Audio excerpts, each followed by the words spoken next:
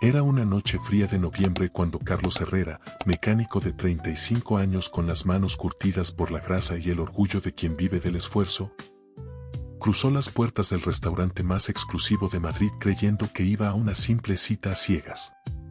Su hermana le había insistido en conocer a una mujer de carrera, pero cuando vio a Isabel Mendoza sentada en la mesa número 12, la mujer más poderosa de España, dueña de un imperio financiero valorado en 3.000 millones de euros, entendió que algo no cuadraba.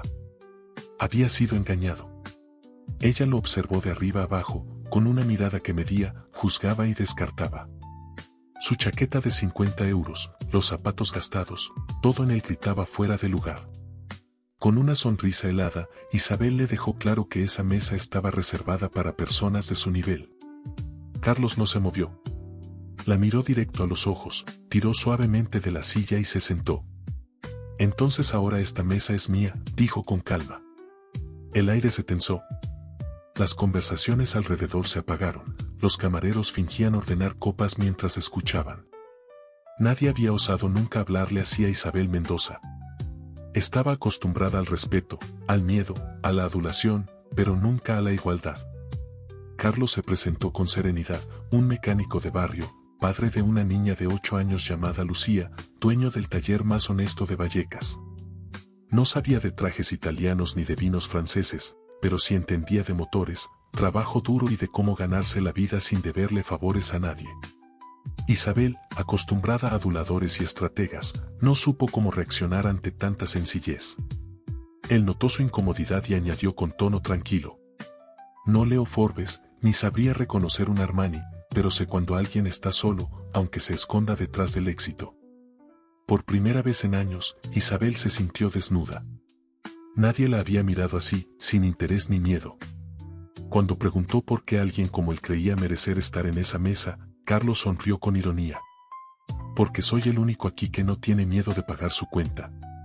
Era una mentira amable, había revisado los precios antes de venir y casi se desmayó. Pero la dijo con tanta seguridad que Isabel no pudo evitar reír. El camarero llegó, confundido al ver a Isabel Mendoza cenando con un desconocido que olía a aceite y gasolina. Antes de que ella pudiera ordenar, Carlos pidió 2 platos del día y el vino más barato.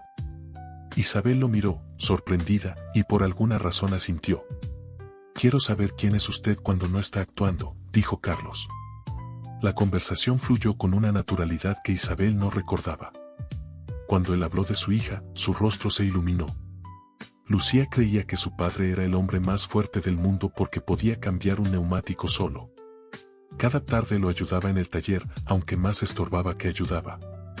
Su madre había muerto 3 años atrás en un accidente de tráfico, y cada noche Lucía saludaba a la estrella más brillante del cielo porque creía que era su mamá. Isabel sintió un nudo en el pecho. Nadie le hablaba así, sin filtros ni apariencias. Cuando Carlos le preguntó cuando había hecho algo solo por gusto, ella quedó muda. No me acuerdo, susurró. ¿Qué te gustaba de niña?, insistió él. ¿Pintar? Pero mi padre dijo que era una pérdida de tiempo. No volví a hacerlo. Carlos la miró con compasión. Entonces ese hombre te dejó un imperio, pero te robó la alegría. No fue un buen trato. Ella rió, pero su risa sonó hueca. Mañana deberías comprar colores y pintar, solo porque te gusta, dijo él. Sin vender, sin impresionar a nadie.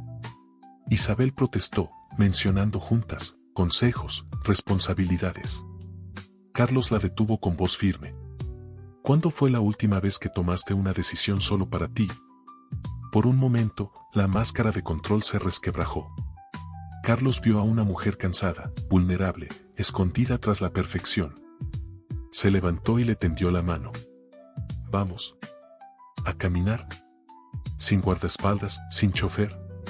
Solo a caminar. Isabel lo miró, dudando. Aquella mano áspera ofrecía algo que el dinero no podía comprar, libertad. Finalmente, la tomó.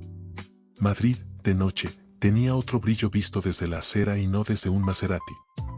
Caminaban por el Retiro. Isabel había cambiado los tacones por las bailarinas que siempre llevaba por si acaso. No recordaba la última vez que había caminado más de 5 minutos seguidos. Carlos le contó que cada día iba al trabajo andando, 20 minutos de ida y 20 de vuelta, el tiempo justo para hablar con su hija sobre el mundo. La noche anterior, Lucía le había preguntado por qué las estrellas solo brillaban de noche. Quizá, dijo Carlos mirando al cielo, porque solo se ve la luz cuando hay oscuridad. Isabel levantó la vista, y por primera vez en mucho tiempo, sonrió de verdad. Él le había explicado que las estrellas brillan siempre, pero que de día el sol es tan fuerte que simplemente no podemos verlas. Lucía se había quedado en silencio largo rato, y luego había dicho algo que él jamás olvidó. Las personas también son así. Brillan siempre, pero a veces el mundo hace demasiado ruido para notarlo. Aquella frase le volvió a la mente mientras caminaban por el centro de Madrid. Terminaron entrando en un pequeño bar de barrio, con mesas de fórmica y sillas desparejadas, un contraste absoluto con los restaurantes donde Isabel solía almorzar con banqueros y ministros. El dueño, José, reconoció a Carlos en cuanto lo vio. «¡Hombre, Carlos! ¿Cómo va el taller? ¿Y la pequeña Lucía?», preguntó mientras servía 2 cafés sin que nadie se lo pidiera. Entonces notó a Isabel. La reconoció al instante, pero no dijo nada, solo sonrió con discreción. «Primera vez que la veo por aquí, señora», comentó. Carlos explicó que ese barrio era su mundo, su familia extendida. José, el del bar, le había fiado más de una vez cuando los tiempos eran difíciles. Luis, el panadero, siempre le guardaba los croissants que sobraban para Lucía, y doña Ana, la del puesto de frutas, le regalaba las mejores manzanas cada semana. Isabel repitió la palabra familia en voz baja, como quien prueba un idioma olvidado. Carlos la miró con suavidad. «Familia es eso», dijo, «gente que se preocupa por ti sin pedir nada a cambio. Que se queda incluso cuando no tienes nada que ofrecer». Isabel bebió el café. Era fuerte, amargo y perfecto. Muy diferente al espresso sofisticado de su oficina. «¿Nunca quisiste más?», preguntó. «¿Riqueza, poder, reconocimiento?». Carlos pensó unos segundos. «De joven sí. Quería correr en Fórmula 1, tener coches rápidos y una vida de película. Pero luego conocí a mi esposa, y cuando nació Lucía, entendí que ya lo tenía todo. Después de que ella murió, comprendí que la riqueza no es lo que posees, sino lo que no puedes perder». Isabel lo miró con los ojos brillantes. Ella podía perderlo todo, su empresa, sus socios, sus inversiones. Pero si un día lo perdía, nadie la amaría igual. Carlos, con calma, tomó su mano. «No es verdad. Hay cosas que el dinero no puede tocar». Le sonrió. «Esta noche me has dejado ver quién eres en realidad, y eso vale más que cualquier cuenta bancaria». Se quedaron así, con las manos unidas sobre la mesa de fórmica, en silencio. Isabel observó las suyas, perfectas, finas, acostumbradas al papel y a la pluma. Luego miró las de él, fuertes, honestas, marcadas por el trabajo. Eran las manos de alguien que arreglaba cosas, y tal vez también personas. Cuando salieron, Isabel notó que habían pasado 3 horas sin mirar el teléfono. 3 horas sin pensar en cifras, en juntas, en acciones. 3 horas en las que había sido solo ella. Mientras se acercaban al Maserati, le agradeció por recordarle quién era debajo de las capas de títulos y trajes. «No me agradezcas», dijo Carlos. «Solo prométeme que no lo olvidarás otra vez». «¿Y si no puedo hacerlo sola?», preguntó ella. Él dio un paso adelante, con una media sonrisa. «Entonces llama a un mecánico. Somos buenos arreglando cosas rotas». Isabel soltó una carcajada sincera, el primer sonido de verdadera alegría que le había brotado en años. «¿Puedo volver a verte?», preguntó. «Lucía y yo siempre estamos en el taller», respondió. «Calle de los Molinos 47, Vallecas. La puerta siempre está abierta para los amigos». Cuando subió al Maserati y bajó la ventanilla, Isabel lo llamó. «Mañana compraré los colores». Carlos asintió con una sonrisa. «Y recuerda, no tiene que ser perfecto.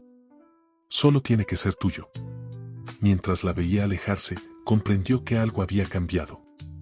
No solo en ella, también en él. Por primera vez desde la muerte de su esposa, sentía el corazón acelerado. 3 días después, Isabel estacionó frente al taller Herrera. Era jueves por la tarde. Había cancelado una reunión multimillonaria alegando una emergencia familiar. El taller era justo como lo había imaginado, pequeño, ordenado, impregnado del olor a aceite y metal. Carlos estaba agachado bajo el capó de un punto rojo cuando una voz infantil anunció: «Papá, hay una señora elegante aquí». Isabel giró la cabeza y vio a Lucía, cabello castaño en 2 trenzas, vestido de flores con manchas de grasa y una sonrisa que iluminaba el lugar. Llevaba un mini mono de trabajo y un martillito de juguete. Carlos se incorporó, sorprendido pero feliz. «No pensé que vendrías de verdad». «Le prometí a cierta señorita que me enseñaría a ver las estrellas», contestó Isabel. Lucía se acercó con curiosidad. «¿Usted es la que no sabe mirar al cielo?», preguntó seria. «Esa misma», admitió Isabel sonriendo. «Soy buena mirando números, pero muy mala con las estrellas». La niña la observó de pies a cabeza. «Huele a flores y tiene zapatos brillantes», concluyó. «Me gusta». Luego la llevó a su mini taller, un banquito bajo, herramientas de plástico y 3 coches de juguete con distintos problemas. «Este rojo gruñe, está enfadado. El azul hace puff puff, está cansado. El amarillo hace clic clic, tiene miedo», explicó con solemnidad. «Papá dice que las personas también hacen ruidos, pero son más difíciles de entender que los coches». Isabel la escuchaba fascinada. «¿Y tú lloras a veces, Lucía?», preguntó. «No mucho», respondió con una sabiduría que desarmó a Isabel. «A lo mejor todavía no he querido a alguien muy fuerte. Pero puedo aprender. El amor es como conducir, al principio da miedo, luego es lo más bonito del mundo». Durante media hora, Isabel se sentó en el suelo, sin importar el traje blanco ni las manchas de grasa, aprendiendo a distinguir una llave inglesa de juguete de un destornillador de plástico. Cuando se despidió, Lucía le preguntó si volvería al día siguiente. «Trabajo mucho», dijo Isabel, «no sé si podré». «Papá dice que el trabajo es importante, pero las personas son más importantes», replicó Lucía. Isabel se quedó muda. «¿Tú tienes personas importantes?», añadió la niña. Isabel la miró con ternura. «Creo que estoy empezando a entender qué significa eso». Lucía la abrazó con espontaneidad. «Entonces hoy miraré las estrellas por ti, para que te vayas acostumbrando». Mientras Isabel conducía de regreso a su ático, se dio cuenta de que tenía 3 manchas de aceite en el traje, las uñas sucias y el pelo revuelto, y nunca se había sentido más hermosa. Esa noche, por primera vez, cenó sola sin abrir un solo informe financiero. Se limitó a mirar por la ventana. Cuando la primera estrella apareció sobre el cielo de Madrid, sonrió, pensando en una niña que sabía reparar coches y corazones por igual. 2 semanas después, Isabel tenía una nueva rutina secreta. Cada martes y jueves pasaba por el taller Herrera para revisar una inversión automotriz. En realidad, ayudaba a Lucía con los deberes y conversaba con Carlos sobre la vida, nunca sobre dinero. Por las noches, había vuelto a pintar. Pequeños lienzos escondidos en un armario de su oficina, paisajes, cielos, manos, estrellas. No eran obras de arte, pero eran suyos. Hasta que una llamada lo cambió todo. Su asistente, con voz crispada, le informó que había un problema con la adquisición Martínez. Habían aparecido fotos suyas en redes sociales, entrando al taller. Los Martínez pensaban que Isabel Mendoza estaba perdiendo credibilidad profesional. La operación valía 500 millones de euros. Meses de trabajo, decenas de personas involucradas. El negocio del año pendía de un hilo. Mientras se preparaba para ir a la oficina, Lucía la miró con tristeza. ¿Tienes que irte?, preguntó. «Sí, es importante», respondió Isabel. La niña bajó la cabeza. «¿Más importante que nosotras?». Isabel la miró, sin saber qué decir. «Es complicado». Y por primera vez en su vida, no estaba segura de cuál era la respuesta correcta. Carlos la miró fijo, con esa calma que podía cortar el aire. «No es complicado, Isabel. O las personas son importantes o no lo son. O estás aquí porque quieres estar o porque te aburres». Isabel sintió como esas palabras la atravesaban. Intentó defenderse, decir que él y Lucía eran lo mejor que le había pasado en años, pero Carlos la detuvo con una mirada. ¿Cuándo fue la última vez que una decisión tuya hizo feliz a alguien?, preguntó. Feliz de verdad. Lucía, que los observaba desde la esquina del taller, se acercó y tomó la mano de Isabel. Si te vas, ¿volverás?, preguntó con voz pequeña. Isabel bajó la mirada. No lo sé, cariño. Lucía asintió despacio y, mirando al cielo, susurró. Ojalá tus papeles sean más importantes que las estrellas. Esa noche, Isabel salvó un negocio multimillonario que, por primera vez, le pareció vacío. Convenció a los Martínez, firmó contratos al amanecer y terminó 500 millones más rica e infinitamente más pobre. Durante 3 días no volvió al taller. Volvió a las reuniones interminables, a las cenas formales, a las decisiones que movían fortunas pero no tocaban corazones. Hasta que el 4.º día, la puerta de su oficina se abrió. Una niña con mono de trabajo, el cabello trenzado y la mirada decidida atravesó la recepción ignorando las protestas de la secretaria. Subió al ascensor hasta el piso 65 y se sentó, con total naturalidad, frente al escritorio de Isabel. ¿Cómo llegaste aquí?, preguntó Isabel, incrédula. Cogí el autobús y el ascensor, respondió Lucía. Papá no sabe que vine. Está triste desde que no vienes. Yo también. Has vuelto a hacer el ruido de cuando estás triste. ¿Qué ruido?, susurró Isabel. El de los coches cuando tienen miedo, clic clic en el pecho. Lucía se levantó y, sin pedir permiso, trepó al sillón junto a la ventana. Desde aquí no se ven las estrellas, dijo mirando el cielo gris de Madrid. Hay demasiada luz. ¿Cómo haces para recordar quién eres si no puedes ver las estrellas? Isabel no supo qué responder. Esa niña de 8 años acababa de hacerle la pregunta más profunda que había oído jamás. ¿Y si no sé ser feliz con cosas sencillas?, preguntó Isabel casi en un susurro. Lucía sonrió. Se aprende, como conducir. Al principio da miedo, pero luego es lo más bonito del mundo. ¿Y si lo estropeo todo? Entonces lo arreglas, como los coches. Solo hay que saber dónde mirar. En ese instante, Isabel comprendió. Podía quedarse en su torre de cristal, rica y sola, o bajar y ensuciarse las manos para descubrir qué significaba vivir de verdad. ¿Vienes conmigo a comprar colores nuevos?, le preguntó. De los que brillan en la oscuridad. Lucía asintió feliz, y juntas salieron de la oficina de la mano.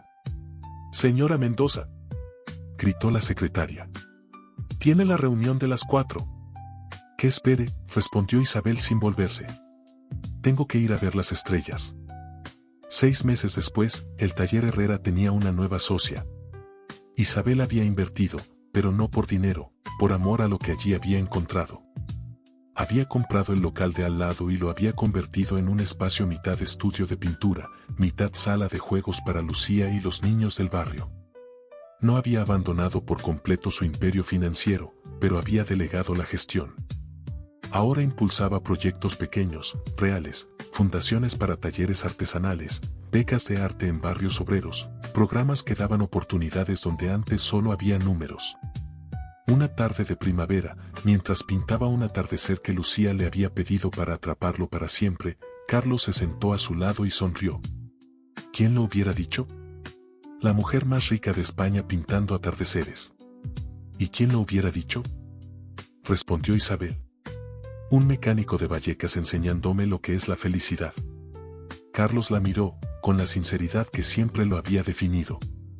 Te amo. No a tu dinero, ni a tu apellido. Te amo porque aprendiste a ensuciarte las manos, porque Lucía te hace reír, porque ahora sabes ver las estrellas incluso cuando el mundo te grita que mires números. Isabel lo observó. Ese hombre sencillo había cambiado su vida sin pedir nada a cambio. La respuesta la supo sin palabras. Se besaron mientras Lucía dormía en la habitación contigua y Madrid brillaba afuera. Pero esa noche, Isabel no miró las luces de la ciudad, miró las estrellas.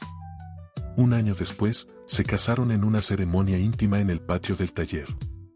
Isabel llevaba un vestido blanco que había cosido ella misma, con ayuda de Lucía. Carlos vestía su único traje, y Lucía, con una corona de flores, era la testigo oficial. José, el del bar, sirvió café. Luis, el panadero, hizo una tarta enorme. La señora Ana llenó el lugar de flores frescas. No había fotógrafos, ni periodistas, ni trajes caros. Solo la gente que de verdad importaba. Durante la ceremonia, Lucía pidió la palabra. Se subió a una silla, con la seriedad de un adulto, declaró. Ahora somos una familia de verdad. Papá ya no hace clic clic en el pecho, Isabel aprendió a ver las estrellas, y yo tengo dos padres que saben arreglarlo todo, incluso los corazones rotos.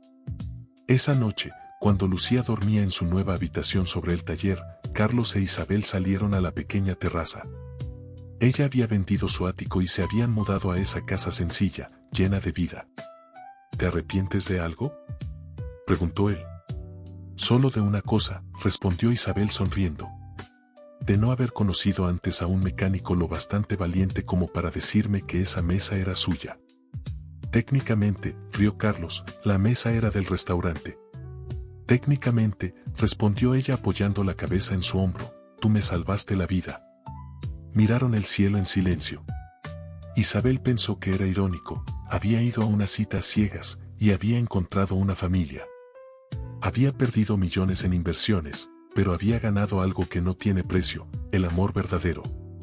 Desde su ventana, Lucía, que fingía dormir, los miraba y sonreía. Ahora papá es feliz otra vez, susurró a la estrella más brillante. Y tenemos a Isabel, que sabe cuándo brillamos. La estrella pareció parpadear en respuesta, como aprobando. Y en una pequeña casa sobre un taller de Vallecas, 3 personas que el destino unió por accidente siguieron viviendo la historia más hermosa que Madrid había visto jamás, la de una familia elegida, una estrella a la vez.